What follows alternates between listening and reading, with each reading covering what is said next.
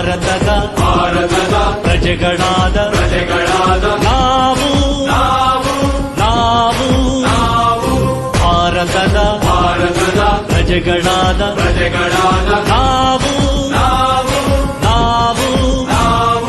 ಭಾರತವನ್ನು ಒಂದು ಸಾರ್ವಭೌಮ ಸಮಾಜವಾದಿ ಭಾರತವನ್ನು ಒಂದು ಜಾತ್ಯತೀತ ಪ್ರಜಾಸತ್ತಾತ್ಮಕ ಗಣರಾಜ್ಯವನ್ನಾಗಿ ರೂಪಿಸುವುದಕ್ಕಾಗಿ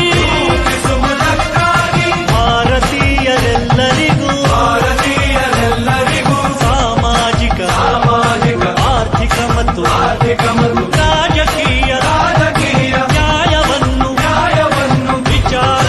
ಅಭಿವ್ಯಕ್ತಿ ನಂಬಿಕೆ ಧರ್ಮ ಮತ್ತು ಉಪಾಸನೆಯ ಸ್ವಾತಂತ್ರ್ಯವನ್ನು ಸ್ಥಾನಮಾನ ಮತ್ತು ಅವಕಾಶಗಳ ಸಮತೆ ದೊರೆಯುವಂತೆ ಮಾಡಲು ವ್ಯಕ್ತಿ ಗೌರವ ದೇಶದ ಏಕತೆ ಸಮಗ್ರತೆಗಾಗಿ ಎಲ್ಲರಲ್ಲಿ ಭ್ರಾತೃತ್ವ ಭಾವವನ್ನು ಮೂಡಿಸುವುದಕ್ಕಾಗಿ ದೃಢ ಸಂಕಲ್ಪ ಮಾಡಿ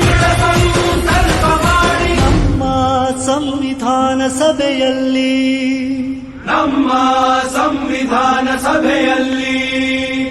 1949 ನವೆಂಬರ್ ತಿಂಗಳ 26ನೇ ದಿನ ಈ ಸಂವಿಧಾನವನ್ನು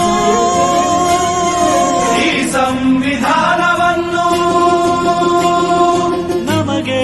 ನಾವೇ ಅರ್ಪಿಸಿಕೊಂಡು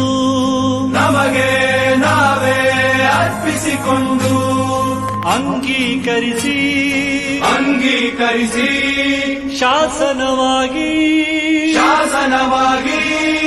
ವಿಧಿಸಿಕೊಂಡಿದ್ದೇವೆ.